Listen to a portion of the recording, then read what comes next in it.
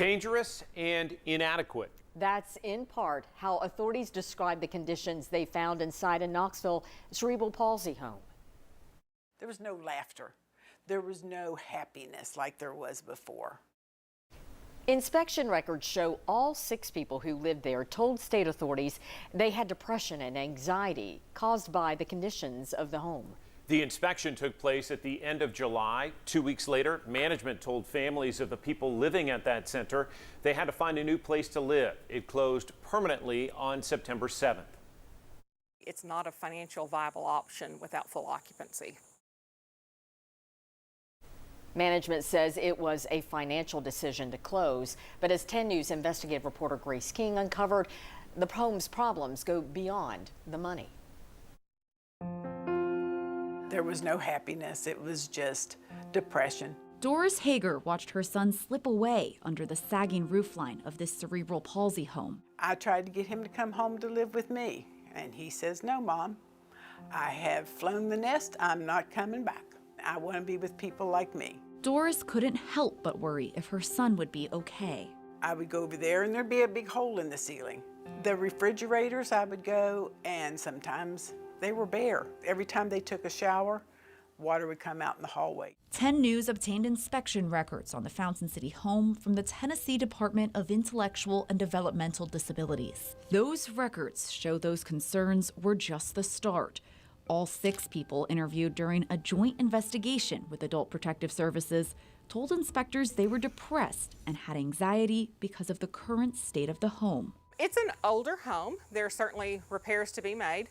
All 6 said they wanted to move because it was dangerous. The state said management needed to take immediate action. We have an annual inspection from a couple of different groups just to make sure it's still a safe place. And we do have some issues. We have some repair issues, but that was not a part of, I've heard people say it was condemned. It wasn't condemned. There's nothing like that. We spoke with Executive Director Angela Jones the day the home closed.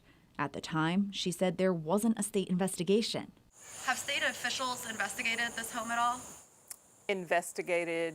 Have they come and asked questions about the standard of care, building conditions? Only to the extent that they do their annual inspection anyway. So not to my knowledge. I mean, if they have, then no one's contacted me specifically for those concerns. She did not respond to our additional questions once we obtained the state investigative file. Inspection reports from the Knoxville Fire Marshal's office show on July 28th, the property didn't comply with the applicable life safety code requirements. Inspectors wrote the state has concern for resident safety due to an apparent lack of structural maintenance. They flagged numerous sections where the ceiling is sagging and might fall at any time, as well as other safety hazards. The fire marshal's office referred the property to codes enforcement. The city then gave the facility 120 days to fix a dozen violations. It just slowly went downhill.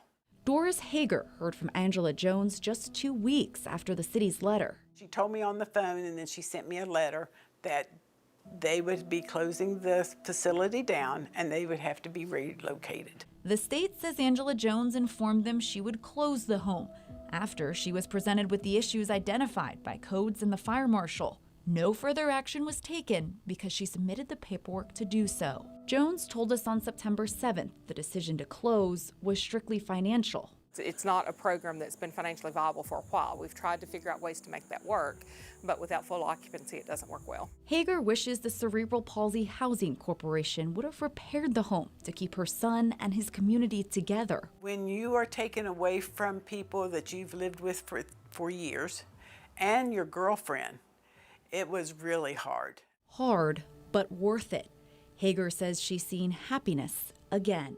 He's getting his room all fixed up, and he's really starting to get happy again. He's my Christopher again. Grace King on that story. Despite our ongoing efforts, our 10 News investigative team has been unable to reach that center's executive director for comment. Right now on WBIR.com, you can find that full state investigation, what inspectors found and why they say the house was not safe.